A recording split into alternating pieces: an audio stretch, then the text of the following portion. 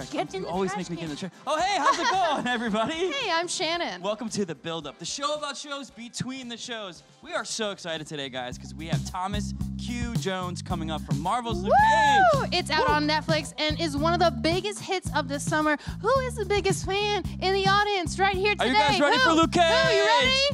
Who's the biggest fan? Stand up right now. You guys love Luke Cage? Woo! All right, we're going to come around. We're going to ask you guys some Luke Cage-based trivia questions, and we think that you guys are going to rock it. Yeah, I can't wait for you to prove yourselves. All right, so here we go. We're coming. We're coming for you. We're coming right here. I'm going to sit down right here next to you. Is that okay? I'm going to Shannon, sit down in between you guys because I like touching bodies. All right, cool. Hi, how's it going? Good. Are you a Luke Cage fan? Yes. You better be. Okay. What's your name? Claire. Hey, Claire, what do you do? I'm an actor. Okay, so far the scene is going really well. Yeah, I think so. Well, guys, you both book it. Hey, what's up? What's your name? Mercer. Hey, Mercer, are you also an actor? No, I do comedy, so I guess kind of. All right, you're a joke. Do you love Luke Cage? Yeah, I love him. Do you have a Luke Cage joke for us? You put me on the spot. No, not right now. Mercer, we're going to give you some more damn. time to go write some Luke Cage Yeah. jokes. Just ignore us for a second. Think of a joke, please. All right, here we go. Luke Cage trivia question. Are you ready? Luke Cage's superpowers are super strength and unbreakable skin. Is Luke Cage a superhero or just a really good face wash? Probably just the face wash. You think it's just like no back knee? Yeah, none. Good answer. Hey, Mercer, what do you think about back acne? I think it's a problem that needs to be addressed. So I'm glad that this show is doing just that. Yeah, you know, I feel like of everything that's happening in the world right now, I agree. Back acne is so serious. Quick question. Who do you think would win in a fight, Luke Cage or Nick Cage?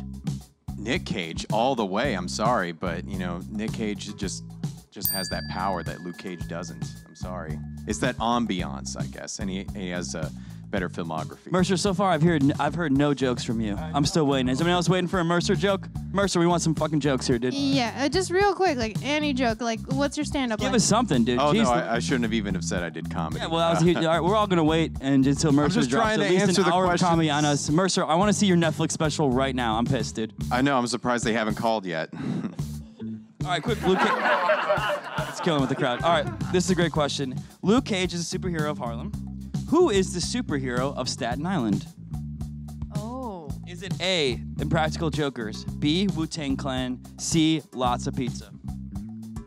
I'm gonna say Impractical Joker. That's exactly right. Good job so far. Oh, okay, no, it's wrong. It's wrong. Sorry, it's wrong. Oh, no. It's wrong. It's wrong. We're being told it's wrong? Okay, cool. Mercer, where's your joke? Okay, Mercer, like any joke. Oh, come. Just ask a question. Pass. Mercer, we're not going to watch a Can you Netflix name any superhero? Batman. Boom. Oh, but he said boom. That was kind of funny. I love that. Oh, my, yeah, that's great. Name a superhero. I said Batman. You're pretty angry for a comedian. Well, then again, comedians are angry, so. Yeah, oh, that's very true. You're not gonna like follow us after this and like hurt us, right? I'm sorry. No, only on Facebook I'll follow. Oh, great. Okay, I'm deleting my Facebook today. Make sure everybody unfollows Mercer on Facebook. Okay, cool. One more question. Luke Cage and Jessica Jones were hooking up. Fun fact. Ooh, sexy. What two superheroes do you want to see hook up? Like mine would probably be like Wonder Woman and like RoboCop 3. Oh, no, I want Wonder Woman to just be an independent woman. You don't believe in love? Ooh. No, I believe in love, but I don't. You hate love? I do, yeah. You're right. You know who I think you should marry? My friend Mercer. Oh my God! Are we playing matchmaker? We're a little matchmaker Hey here. guys, I'm so sorry that I'm in between you. Hey Mercer, you want to switch spots? Why don't you just roll over? Roll over, dude. So- this is your chance. You can't even tell jokes. Now you can't even make the move. What's going on, She Mercer? gets all the fun questions, and I'm just getting chastised. Well, I'm sorry. Okay, what's a fun question you want me to ask you, Mercer? Just any on the card. She gets the Staten Island Yeah, one. the card. He and wants a then, card. Mercer really wants a card-based Here, just- question. okay. I regret Wants a everything. card. Mercer, just read any question you want for yourself. Luke is the superhero. Wait. All right. Oh, wait. Luke is the superhero of Harlem. Shannon and I are the superheroes Oh my of God, Mercer, come on. You know, we gave you everything and you're just blowing Your it. jokes are written, all right? You don't, okay, what comedian, you're about to get purged. You know what that sounds? You're getting Mercer's purged. about to. That was a purge sign. Yeah. Mercer's sweating a lot, so we have to leave. Give it up for Mercer, guys. He killed it. Come on. Oh, man. You know, Mercer is such a good guy. I'm really inspired. So, since, of course, Luke Cage is a superhero, we want to play a really quick game that we're super proud of. It's called Superhero Match. We're going to ask someone in the audience, not Mercer, a series of questions, superhero-based questions, and we're going to match you with a superhero. Woo! We get just one person go up real quick. Anyone. One volunteer real quick. Come on. Yeah, dude. Thank you so much. Get up here, man. We're really excited. Thank you so much, dude. I love that shirt. Great shirt, great Get right shorts. here in the middle. I feel like you and me are going to go camping in the forest together. All right, bro. What is your name? Nestor. Hey, Nestor. Thanks for coming, man. Where are you from? Washington Heights, uptown. Oh, dude. Thanks for making the trip. Oh, so you know Luke Cage. Did he ever save you? One time. Dude. Really? That's Bodega. amazing. Oh, I love bodegas. Was there a bodega cat there? Bodega-based superhero. Bodegas are a great spot to meet people, make friends, pet a cat. That was just a message about bodegas. All right, real quick. That was just a PSA. PSA, sir. This is superhero match. If you saw a woman getting mugged, would you A, run to help her, B, dial 911, C, join in the mugging? Help her. The first one. You would help her. Are you sure? Yes. He doesn't believe you. Okay. Wow. Are you, by chance, a newspaper man by day and a newspaper boy by earlier that day? Are you, by chance, is that true? Is that correct? Possibly. All right, cool, man. Have you ever seen a newspaper? 1996, yes. That was the last time. Damn. Guy does not read. He does not read. On the internet, I read the internet. All right, next question. Have you ever worked at Time Warner? Great question. No. Oh, interesting. All right, this is a real intense one. Boxers, briefs, or bottomless? Boxers. I think it's bottomless, Shannon. Yeah, What do you think? it is bottomless Let's because check I with checked. our judges. Yep, it's bottomless. Yeah, Okay, I'm not perfect. seeing a panty line, baby. These weren't comic book questions. No, these are all related. These are all going to form into a comic. I mean, Luke Cage is bottomless in that picture. You can't see. Yeah. All right. How do you sleep at night? In a cave, upside down, or you don't sleep because you got bit by a radioactive spider? Spider. See, great. I couldn't, yeah. Yeah. I'm still up. I was like, I thought you were gonna berate him and be like, how do you sleep at night knowing who you are? But then it just was like, oh, he got bit by a spider. What else you got? What's your favorite mode of transportation? Are you a beep beep or a Hong Kong? I like to walk. I'm a New Yorker. All right, so you're a walk. Yeah, so walk. Okay, he's a walk. Shannon, should we tabulate the results?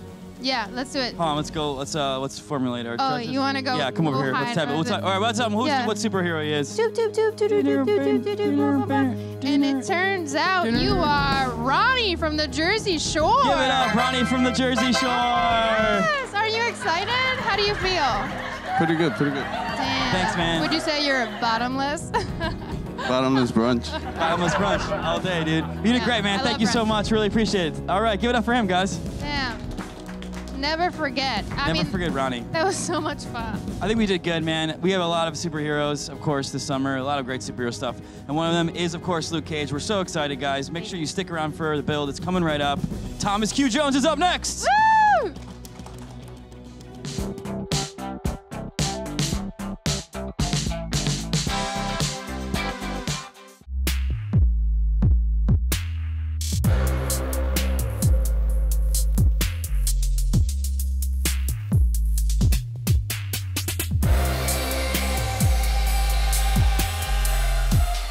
Hello, world. Welcome to Build. What is up?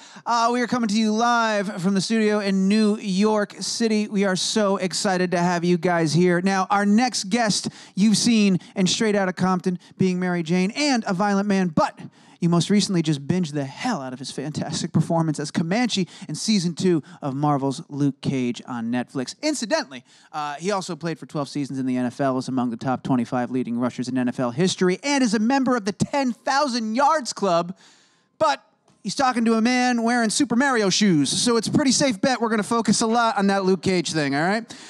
Folks, the great Thomas Q. Jones is here. How we feel about that? Right? Oh, man. I'm excited, guys. We're going to bring him out in just a second, but before we do, I believe we have the trailer for Luke Cage, so let's go ahead and run that clip. You don't need to be bulletproof to be a superhero. Black women have always had superpowers, turning pain into progress. Harlem doesn't need a hero. It needs a queen. Ready or not, here I come. I want to bring miracles to Harlem. All of this could be yours. I can be the mother you always wanted me to be. Ready or not, here I come. Guns. That's where our money really comes from. It's time to let the ghosts of the past die. Mariah almost burned. I want to smell her flesh. Yo, I play my enemies like a game of chess, yes. Everything that belongs to Mariah I hex you, voodoo. should be mine. Bushmaster will scorch Harlem to get to her. You can't hide. Harlem can only handle one devil at a time. I'm done playing by the rules. I am who I am. I know you. You can't be trusted. Ready or not, here I come. You can't hide. Luke Cage is doing our dirty work for us. Find you and take it slowly. My dark chocolate Boy Scout. Of course you're going to save me. Ready or not, You need me out there. ready or not, She won't stop. ready or not, here I come. You want me out there. Ready or not. Because without me, God help Harlem. God help us all. Here I come. Woo. Ladies and gentlemen, make some noise. The great Thomas Q. Jones, right here. Man. Thomas, thank you so much for being here, man, and hanging out with us. It's so awesome to have you on the show. Congrats on season 2 of this phenomenal television show, man. You guys knocked it out of the park. I'm excited to talk to you all about it, talk about the process, how it all came to be. But first and foremost, I love asking this because we get a little time here on Build. Just how are you, man? How's Thomas doing? What's up? Well, first of all, thanks for having me on this incredible show. Thanks for everyone that came out. I'm doing great. It's, I mean, to be a part of Marvel's Luke Cage has been an incredible situation for me, especially coming from my background of football. To be on a show of this magnitude is really, it's incredible.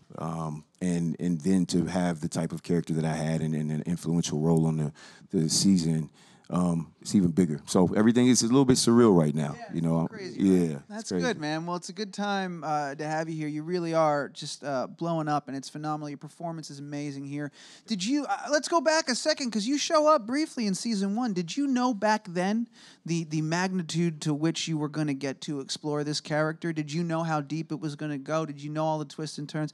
What did you know when you were working on season 1? Well, Cheo Coker, shout out to Cheo Coker, the showrunner. He's a very mysterious guy, and you know he's a genius. You know when it comes to creating. I had no idea what would happen with this character. I mean, to be perfectly honest, initially I read for Shades, and yeah, I read for Shades, and I had a really good audition. They brought me in. I read for ABC, Disney, Cheo, the executive producers. I had a really good audition, so I'm thinking I booked Shades, and I get a call from Cheo. And he said, so I'm thinking it's the Shades character. And he goes, no, hey, listen, we loved your audition, but I have a great role for you. It's Comanche. And I'm like, okay, cool. So who's Comanche, you know? Exactly. And then he explains, he's like, listen, trust me with this one. We're going to put you on, 1 or 2 episodes in season 1. But this character is going to become something really special. And so, once I got off the phone with him, I was bittersweet because I was happy to be a part of the Marvel show, but at the same time, I was like, this guy's name that I know wasn't even in the character breakdown. So I'm like, who is he? So, I looked him up, and I realized he was with Shades, and they were best friends in the comic book, and they were, inseparable. And then I did episode 4 of season 1, the origin episode, and it was dope because, we're the ones that beat him up, Luke Cage, up in prison.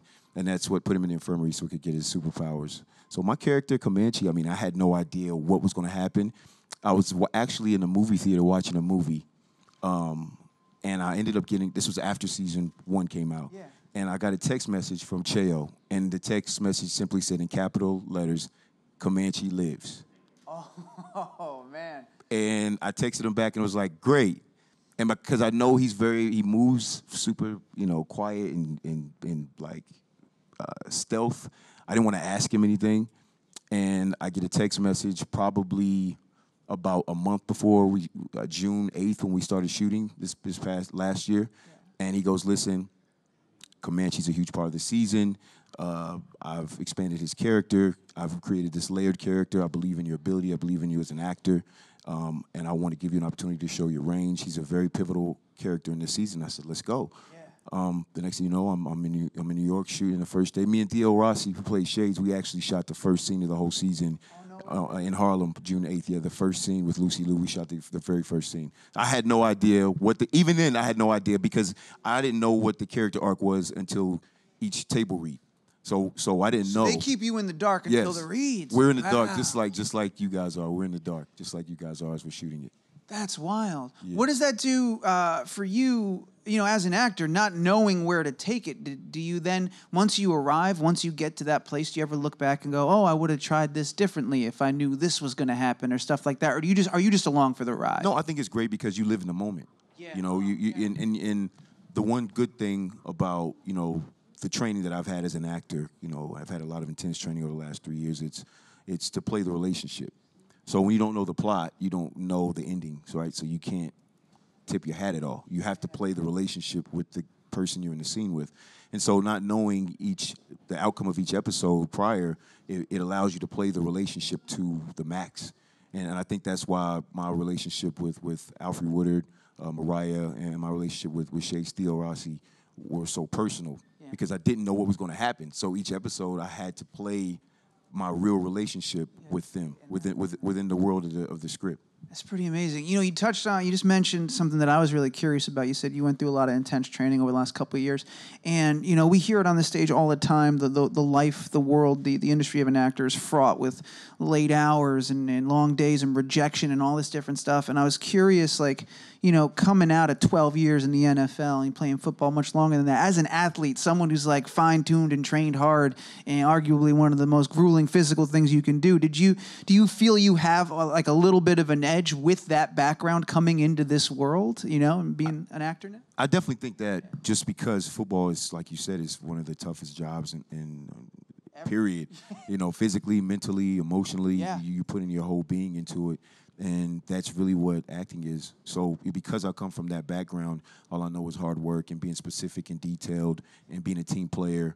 I know all these aspects of just life in general. And I think because that's kind of who I am now because of football, I put all those things into my characters. I love to work as a team with my other actors. I like to get their opinions on their character, their opinions on the situation so we can work well together. So I think my mindset from football has definitely helped me because I've only been acting for 4 years. Right, which is incredible because here you are starring in season 2 of Luke Cage. You were amazing, a Violent Man. You're doing such wonderful work and putting it out there. But you got to remind people, year 4, year 5. Yeah, well, actually, my first audition, because I just kind of randomly fell into acting. It wasn't. I retired in 2012. My last game was January 1st, 2012, in Mile High Stadium. Played the Broncos. And when I retired, it was kind of like, okay, what do I do now? Now what? I was always interested in entertainment, but it was more so music-based. I had a music label, had an artist I worked with, and I started producing a TV series in Miami. And because of that series, I met someone on the set that was a publicist and pushed me because they thought I had some ability. So they brought me to New York. They got me an agent, and I ended up going on some auditions. The first audition I went on was for Shameless. And I'd never seen the show before. Honestly, I didn't know who William H. Macy was. Yeah. I was because playing football, I don't really watch football. Yeah, no, that's your world, TV, man. I'm sorry. I'm at football practice all day, football at work. So when I get home, I'm tired. And the only thing I watch as a football player is film. Yeah. I saw more of Ray Lewis than I saw of William H. Macy. So, I mean, I've ended up coming to New York, getting an agent. I went on the audition for Shameless, booked it. Luckily for me, because I didn't know what I was doing, it was a non-speaking role, but I was in the scene with Bradley Whitford and William H. Macy. And then I got booked for this show called Being Mary Jane on BET to play Gabrielle Union's love interest. And that's when I was like, okay, this is the real deal. If I don't get into some acting classes, and realize what I'm doing, this could go one of two ways. It could go great, or it could go really bad. And so I decided, I was kind of scared straight into going into Hollywood, moving to LA, getting into some acting classes so I can know what I'm doing. Do you remember specifically, was it an audition or was it just the amount of work and seeing everybody else in their element? What was it that scared you straight? I think what really scared me was my first scene in Being Mary Jane was a love scene. That was your first scene that you had to do? Yeah, Being Mary Jane. It was a love scene. So, like I said, it was, and I was so green. I didn't read the whole script. I only read my part. Because in the audition, I had 6 lines. Yeah. And basically, they were like, "Hey, we want a muscular guy with tattoos." There were 6 lines, and this is my wheelhouse. Yeah. So I was like, "Okay, it's easy." But when I was on set and I realized everything that was going on, all the cameras around, all the Viacom execs, BET execs, and then, Regina King directed the first episode. It was like, wow, this is really Hollywood. And I made it through it. You fake it till you make it.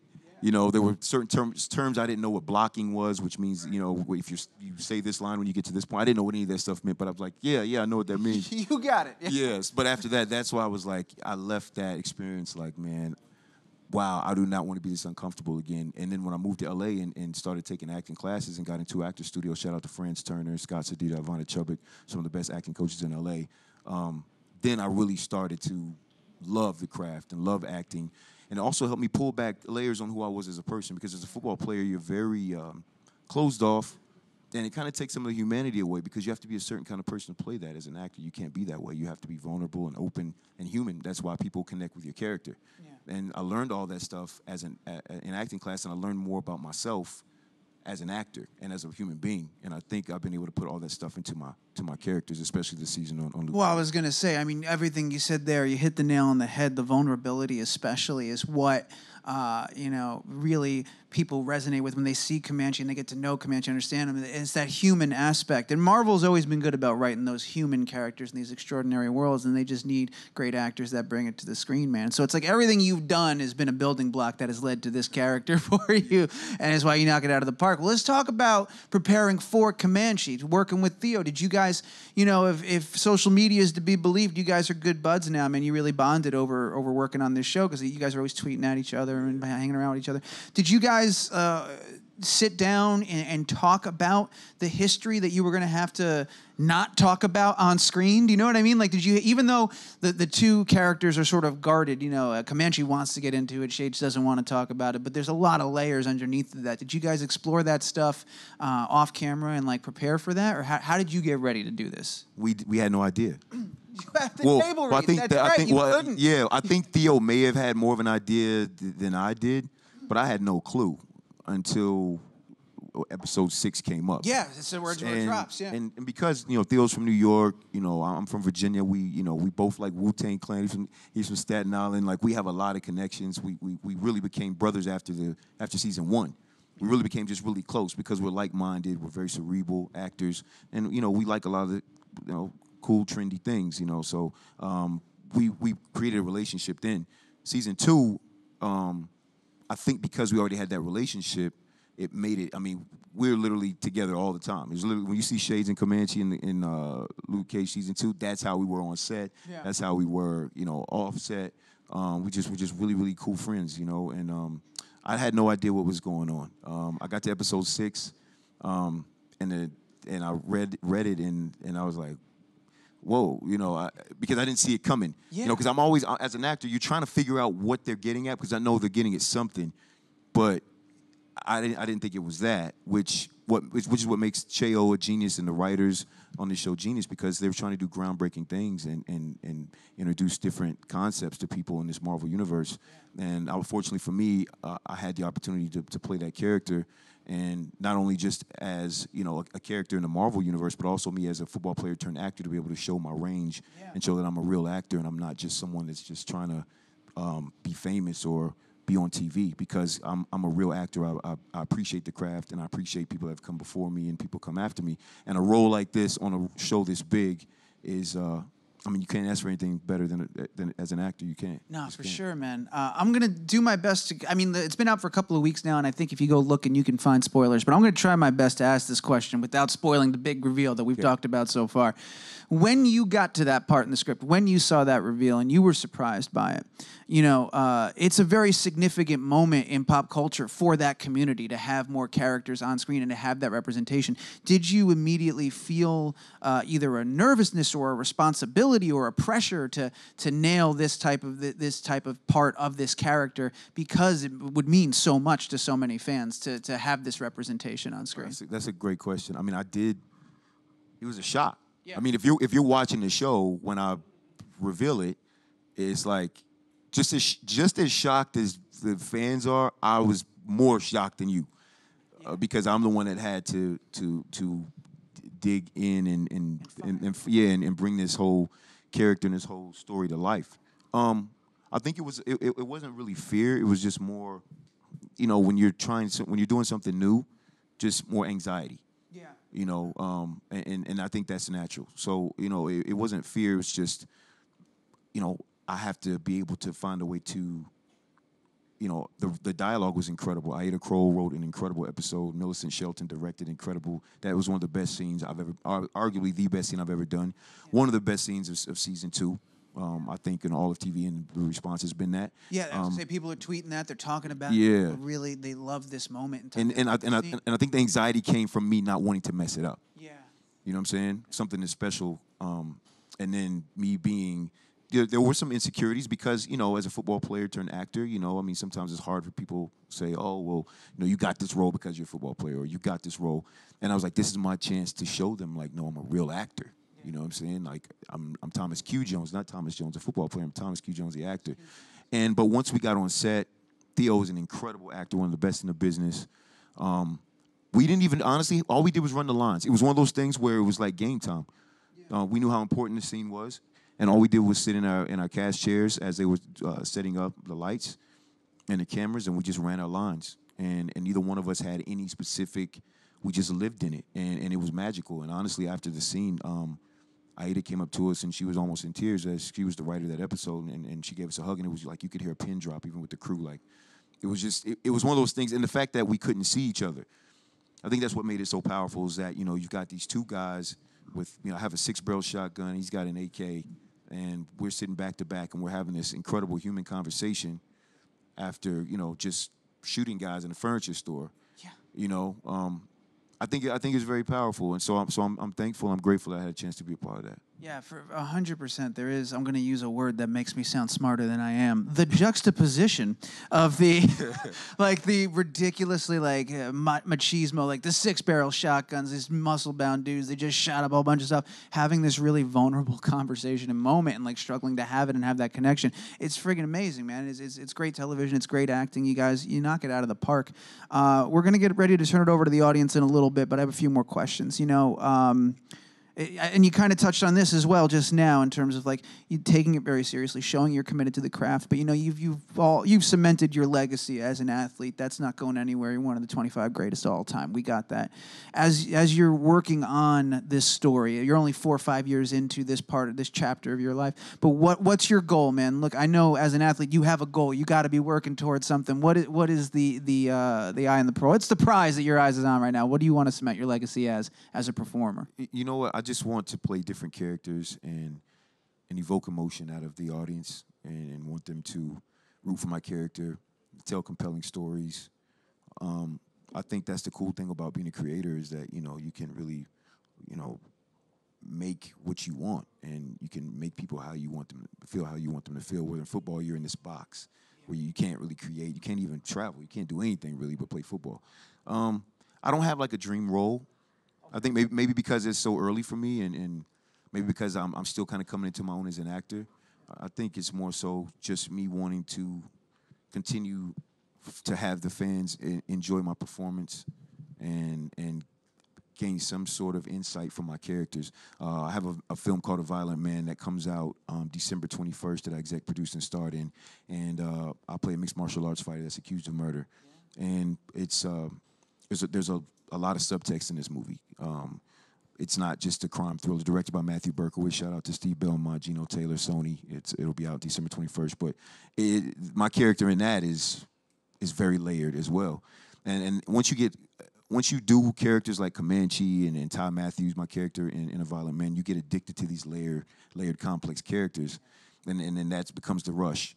So I don't know, man. I'm taking it one day at a time. I'm enjoying this experience, enjoying being a part of Marvel's Luke Cage, and I guess we'll see what happens. Is that nice after 12 years of being a football player and like our goal is clear? We know exactly what we're trying to do. Is it nice to just take it one day at a time and kind of enjoy the ride and feel all these little things? It's beautiful. Yeah. Because as a football player, it's either in high school, state championship, in college, a national championship, or I played at Virginia, ACC championship.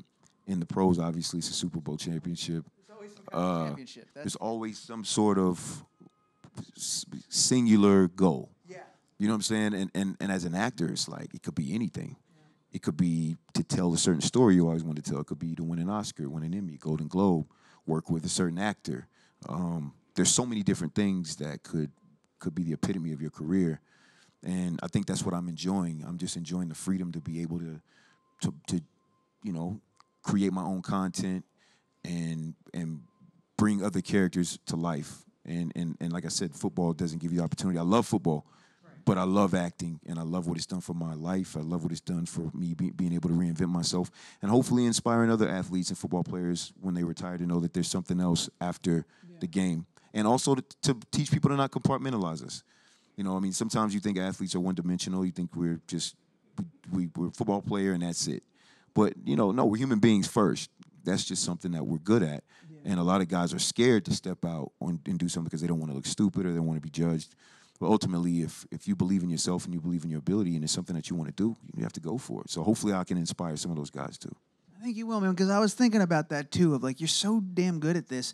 And you look at, you know, there's like a guy like Strahan too, like there's a lot of big personalities amongst athletes. There's no shortage of that. So I was trying to figure out like why it is you're breathing rare air here and we don't see this more frequently all the time, you know? Well, I think one reason is because you also have to humble yourself. You know, I mean, 12 years in the NFL, I'm an all-pro player, Pro Bowler. That doesn't matter in acting class. Yeah, because if you forget your lines or if you're not using the technique right and the coach stops the scene and says, what are you doing? Yeah. You know, your Pro Bowl can't help you there. Yeah. You know what I mean? Your 10,000 yards rushing can't help you there. Yeah, so you have to humble yourself and strip yourself down and say, hey, listen, this is another craft. You have to appreciate the people that came before you, like I said earlier, and appreciate the work that they've put in. Because while I was playing football, these people were in acting class or performing arts school at Juilliard. So, you know, I mean, I think a lot of it goes into just being able to respect the craft and respect whatever it is that you're doing and being able to let go of the past of what you were great in and then striving to be great in something new. Wow. Well, you're working your ass off, man. I tell you right now, you do such a great job in this show. I'm so excited that you're here to talk to us about it. We're going to take some questions from the audience, but it's been a pleasure talking with you, man. We got some microphones in the room. The first one's going to be all the way in the back. How you doing, Thomas? Hey, good. Who's your favorite Marvel character?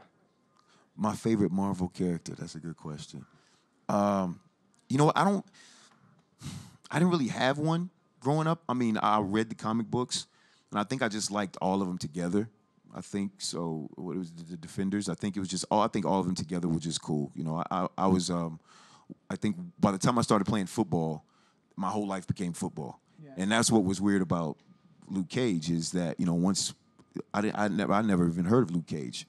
But then once I had a general meeting with Cheo, and I started diving into who Luke Cage was and this whole, you know, bulletproof black man and the whole concept, you know, it really just kind of took me back. And then I started looking up all the other comics, and now I'm kind of like a comic geek again, which is crazy.